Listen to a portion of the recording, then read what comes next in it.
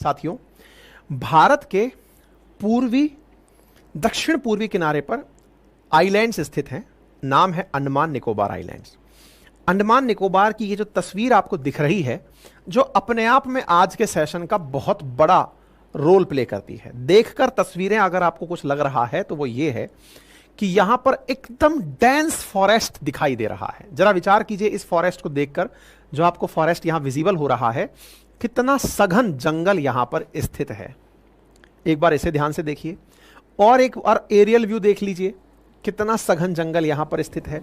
अगर मैं एक वीडियो के माध्यम से यह दिखाना चाहूं तो यहां पर बहुत ही ऐसा क्षेत्र है जो कि बायोस्फीयर के लिए, 2 नेशनल पार्क के लिए, बहुत सारी जनजातियों के लिए काफी खास जगह के रूप में जाना जाता है। ठीक है, चर्चा हो रही है आज फिर से अंडमान निकोबार में ग्रेट निकोबार की। अगर मैप पर आप इसे ध्यान से देखें तो अगर भारत से पूर्व की तरफ चलें तो आपको अंडमान निकोबार आइलैंड्स दिखाई देते हैं। अंडमान निकोबार को अगर ध्यान से देखें तो ग्रेट निकोबार से सुमात्रा कुछ ही नॉटिकल माइल्स दूर रह जाता है।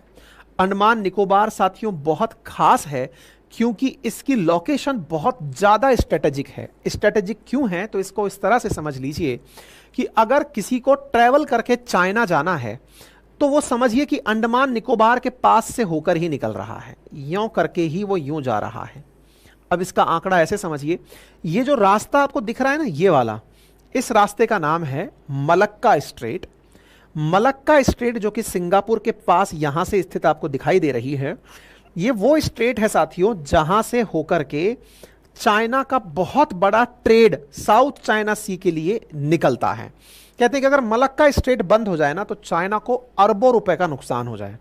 सिंगापुर का विकास कैसे हुआ, साउथ चाइना सी का क्या रोल है, ये सारे कारण हैं कि हमें ये खास बना देते हैं।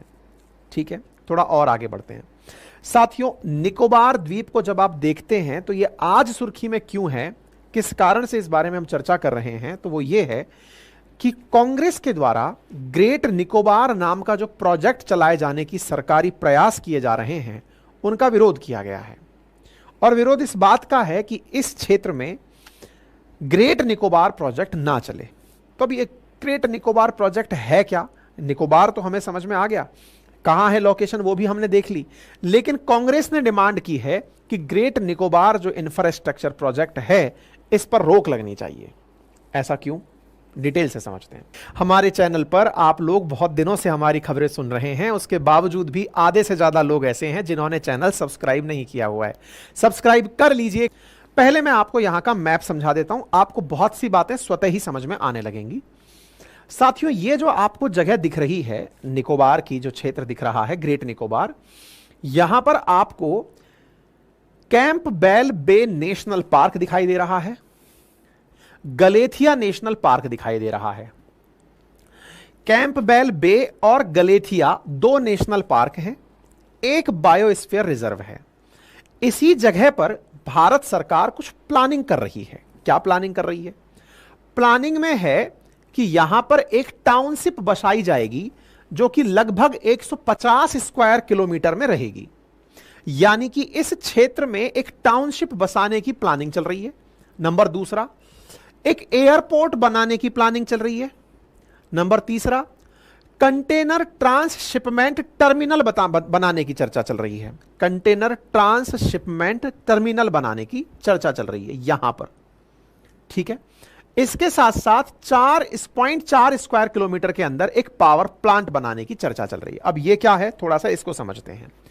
मैंने आपको जैसा अभी समझाया इसकी लोकेशन के बारे में, अगर आप इस लोकेशन को समझें तो आपको बहुत सी बातें ऑटोमेटिक क्लियर होने लगेंगी। फिर भी मैं और डिटेल में क्लियर करूंगा। साथियों, कहते हैं कि ये वाला जो क्षेत्र है, जो सिंगापुर, इंडोनेशिया, मलेशिया के बीच में से मलक्का स्ट्रेट का जो रास्ता निकल रहा है, यहां से इतने कंटेनर्स निकलते हैं कि पानी के जहाजों को रुकने के लिए जगह चाहिए होती है। अब आप पूछेंगे पानी के जहाजों को रुकने की जगह कहां चाहिए होती है? तो समुद्र में पूरे टाइम चलते रहते हैं। असल में समुद्र में चल रहे जहाजों पर रहता तो इंसान ही है ना, चला भी इंसान ही रहा होता है, उसे ही अपनी आवश्यकताओं की पूर्ति के लिए रुकना होता है। जहाज को भी अपने अंदर फ्यूल भरना होता है, राशन सामग्री लोगों के लिए लेनी होती है। तो ऐसी स्थिति में जैसे श्रीलंका के दक्षिण में चाइना के द्वारा हम्बनटोटा पोर्ट डिक्लेयर किया गया, बनाया गया इस उद्देश्य से कि गल्फ कंट्रीज से आने वाले जहाज हम्बनटोटा में स्टे करेंगे और स्टे करके यहां से निकलते हुए मलक्का स्ट्रेट से यहां पहुंचेंगे, तो भारत लगभग उसी लाइन और लेंथ पर, हम्बनटोटा की लाइन और लेंथ पर, उसी लैटिट्यूड पर ग्रेट निकोबार के अंदर अपना एक ट्रांसशिपमेंट कंटेनर पोर्ट बनाने की तैयारी कर रहा है। अब आप पूछेंगे कि सर इस क्षेत्र को श्रीलंका के अंदर तो चाइना ने डेवलप किया था, 100 साल के लिए लीज पर ले लिया, तो ऐसी स्थिति में भारत इस क्षेत्र को खुद से डेवलप करना चाहता है, क्योंकि यदि इस क्षेत्र पर हमने अपना झंडा गाड़ दिया तो समझिए कि यह पूरा की पूरा रास्ता हमारे कंट्रोल में आ गया। वैसे भी यहां पर ट्राई सर्विस कमांड का मुख्यालय बना हुआ है ही। यह क्षेत्र बहुत मायने रखता है, क्योंकि चाइना इसी क्षेत्र से आगे बढ़कर करा करके एक स्ट्रेट है जो कि मलेशिया से निकालना चाहता है। चाइना की यहां पर प्रेजेंस एनी टाइम रहती है, तो स्ट्रेटेजिक महत्व भी है और व्यापारिक महत्व भी है। व्यापारिक महत्व इस बात का है कि जिस प्रकार से दुनिया के देश श्रीलंका के हम्बनटोटा को डेवलप होता देख रहे हैं, सिंगापुर को डेवलप होता हुआ देख चुके हैं, अगर ऐसे ही ग्रेट निकोबार को यूज में ले लिया जाए तो इससे बहुत लाभ होगा। लेकिन असल में इस ग्रेट निकोबार की जो वर्तमान की स्थितियां हैं, वो जहां जो यहां पर बने हुए नेशनल पार्क्स हैं, वो इन्हें देख करके लोगों के मन में एक बहुत ज्यादा चिंता है कि पर्यावरण का बहुत नुकसान हो जाएगा। कांग्रेस ने बस इसी नुकसान को ध्यान में रखते हुए मांग की है कि इस प्रोजेक्ट को बंद कर दिया जाए। सरकार लगभग 72,000, कहीं 72,000 मिल रहा है, कहीं 74,000 मिल रहा है, कहीं 75,000 में मिल रहा है, अपन 75,000 ले लेते हैं, 75,000 करोड़ रुपए केंद्र सरकार इस पर खर्च करना चाहती है। लगभग 30 साल का एक प्रोजेक्ट बन रहा है। शुरुआती लेवल में यहां पर जो काम किए जाएंगे उसमें कंटेनर पोर्ट, एक पावर प्लांट, लोगों के रहने की व्यवस्था, एयरपोर्ट और बाकी जो रिहायशी जीवन के लिए आवश्यक सामग्री है वो विकसित की जाएंगी। धीरे धीरे ग्रेट निकोबार को दुबई और सिंगापुर की तर्ज पर डेवलप किया जाएगा। अगर ऐसा होता है तो अनुमान है कि लगभग 9 लाख पेड़ काटे जाएंगे। लेकिन जब भारत सरकार से इस बारे में चर्चा की गई कि जब इतने पेड़ कटेंगे तो पर्यावरण का नुकसान होगा, उसको कंपनसेट कैसे करेंगे, तो बोले जितने पेड़ कटेंगे उसे भारत के मेन लैंड में, चाहे मध्य प्रदेश में, झारखंड में, छत्तीसगढ़ में, उन प्लांट्स को रोप दिया जाएगा, उन प्लांट्स को लगा दिया जाएगा। यानी कि भारत अपनी सामरिक शक्ति के लिए, सामरिक महत्व के लिए, व्यापारिक हितों के लिए जिस प्रकार से इस क्षेत्र का उपयोग करने का सोच रहा है, पर्यावरणविद यहां की चिंता को लेकर प्रोटेस्ट कर रहे हैं कि अगर ऐसा हुआ तो ग्रेट निकोबार की जो वहां की इकोलॉजी है उसे बहुत नुकसान पहुंचेगा। मेरे प्यारे साथियों, अंडमान निकोबार भारत के आइलैंड्स हैं और अंडमान निकोबार को सेपरेट करने वाली जो स्ट्रेट है उसे 10 डिग्री चैनल के नाम से जाना जाता है। 10 डिग्री चैनल के बाद में जो खास चीजें निकल कर आती हैं, अच्छा एक इंदिरा पॉइंट भी आप लोग, अधिकांश लोग चर्चा के अंदर जानते ही हैं।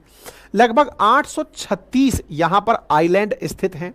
10 डिग्री चैनल है यहां पर जो कि निकोबार आइलैंड के मतलब 2 groups, Andaman island located in the north and Nicobar island situated in the south, separated by the 10 degree channel which is 150 kilometre wide, उसके द्वारा ये सेपरेट होते हैं। तो कुल मिलाकर के अंडमान निकोबार के अंदर से जो महत्व की चीज है वो मैंने आप लोगों को बता दी। मलक्का जो वाटर स्ट्रेट है उसके बारे में भी मैंने आपको जानकारी दे दी और इसका जो महत्व है वो मैंने आपको बता दिया। चीन के लिए इसका महत्व है ये मैंने आपको बता दिया।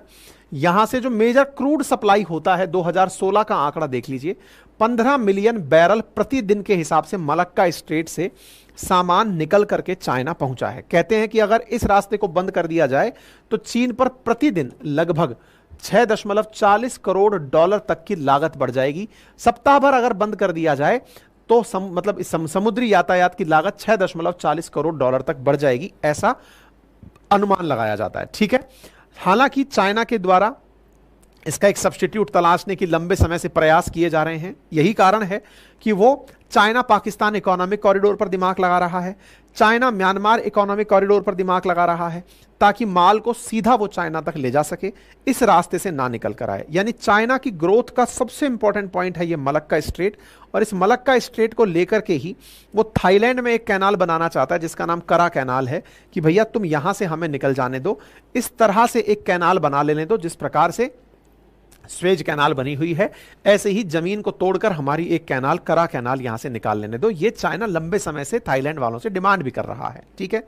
फिलहाल के लिए आप इसका महत्व संभवतः अब समझ ही गए होंगे।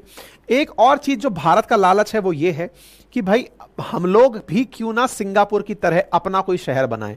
सिंगापुर का कारण क्या है वो मैंने आपको बता दिया कि यहां बड़ी संख्या में जहाज जाके रुकते हैं, और जहाजों का रुकना इसे पोर्ट ऑन कॉल बनाता है। पोर्ट ऑन कॉल का मतलब हुआ कि ऐसा ऐसा मतलब पोर्ट जहां पर जो परिवहन वाले जहाज हैं वो तेल पानी की व्यवस्था कर सकें, अपने लिए सुविधाओं का विकास कर सकें, ठीक है। दुनिया के अगर सबसे व्यस्ततम पोर्ट की बात करी जाए तो सिंगापुर के शंघाई के बाद में दुनिया का व्यस्ततम पोर्ट सिंगापुर का आता है। और यही कारण है कि इस व्यस्ततम पोर्ट की ध्यान में रखते हुए ग्रेट निकोबार को डेवलप करने का प्रयास किया जा रहा है। कंटेनर कैपेसिटी के हिसाब से भी अगर हम बात करें तो सिंगापुर दूसरे नंबर पर आता है। तो एक प्रकार से दुबई और सिंगापुर को मिलाकर, दुबई के अंदर जिस प्रकार से कोई भी व्यक्ति आकर इजीली निवेश कर सकता है और बहुत अच्छे से जिंदगी गुजर बसर कर सकता है, उसी को ध्यान में रखते हुए ग्रेट निकोबार को डेवलप करने की भारत की महत्वाकांक्षी परियोजना है। इसी को लेकर के निरंतर प्रयास किए जा रहे हैं, ठीक है। इसके ऊपर काफी सारी टेक्निकलिटीज रहती हुई आई। केंद्र सरकार की तरफ से परमिशन के लिए नीति आयोग ने अपनी तरफ से परमिशन दी, फिर एक बार के लिए पर्यावरण विभाग की तरफ से परमिशन आई, फिर एनजीटी कोलकाता की तरफ से फिर बात आई। सरकार के अंदर बहुत सारे मतलब पर्यावरणविदों का यहाँ पर बहुत ज़्यादा रिएक्शन रहा कि नहीं साहब इस चीज़ को रोकना चाहिए। हालांकि भारत सरकार ने इसके विकास के लिए यहाँ पर अंडरग्राउंड केबल का विकास किया, जिसको डिजिटल अंडमान के नाम से बताया गया है ना, ब्लू इकोनॉमी बनने के लिए कि भाई समुद्र के अंदर से अगर हम समुद्र पर नियंत्रण स्थापित कर गए तो हम ब्लू इकोनॉमी बन जाएंगे। ये सारी चीज़ें सरकार के प्रयास में रही थी, ठीक है। तो 72,000 करोड़ की प्रोजेक्ट की लागत की बताई गई है। पहले फेज में 19,000 करोड़ रुपए 2028 तक खर्च करने का सरकार का इसमें प्लान है, और इसके अंदर मतलब कैबिनेट का अप्रूवल इस चीज के लिए मिल चुका है, ठीक है।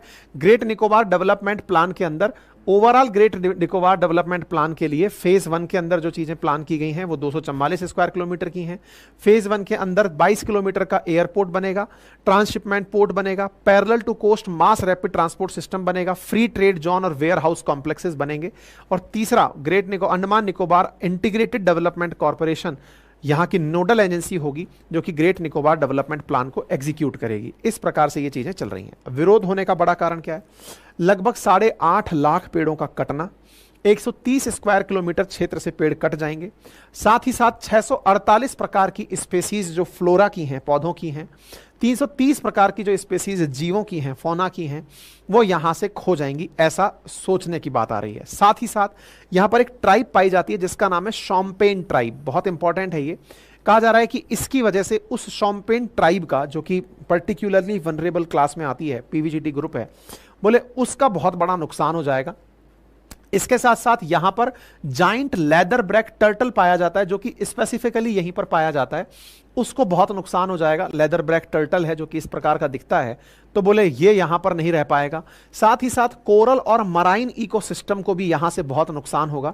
डुगोंग जो कि सी ग्रास मेडो है उसको भी यहां पर बहुत मतलब डुगोंग जो होती है सी गाय जिसको कहते हैं, उसको बहुत नुकसान होगा क्योंकि यहां पर समुद्री घास का नुकसान हो जाएगा। तो एक तरह से यह कहा जा रहा है कि इसके विकास होने से पर्यावरण को बहुत ज्यादा नुकसान पहुंचेगा, बहुत सारे पेड़ कट जाएंगे। तो पर्यावरण को पहुंचते हुए नुकसान को देखते हुए इस प्रोजेक्ट को रोकना चाहिए। अपोजिशन की तरफ से कांग्रेस ने इस बात की मांग की है, ठीक है। तो उम्मीद है कि अब आपको यह बात समझ में आ गई होगी। लेदर ब्रैक टर्टल मैंने आपको बता दिया, ग्रेट आइलैंड बता दिया। अब जैसे मैंने पहले 72,000 दिखाया था, यहां 75,000 करोड़ रुपए लिखा आ रहा है। तो ये सारी चीजें मैंने आप लोगों को बता दी हैं, ठीक है।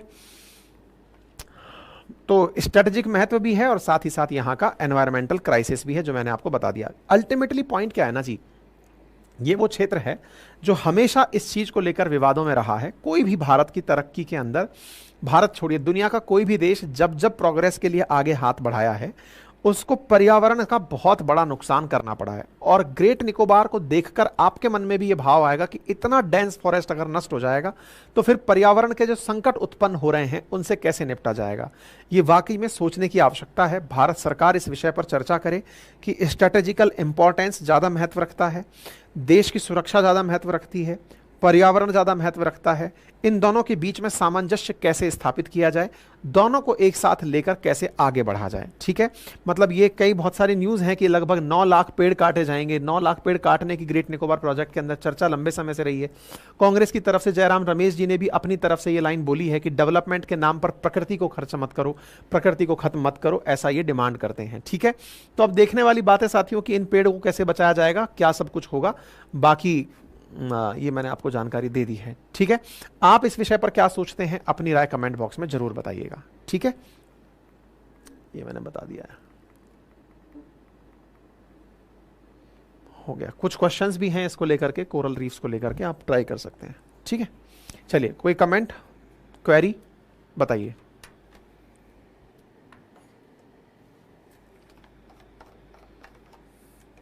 आर्टिफिशियल आइलैंड बना लो, ये अच्छा आइडिया है।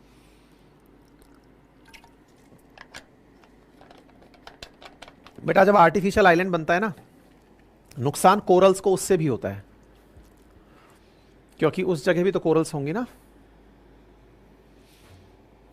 हेयर एंड देयर वाईटी कलेक्शन, सर रुपए की गिरती वैल्यू और बेरोजगारी रिपोर्ट पर भी वीडियो क्यों नहीं लाते?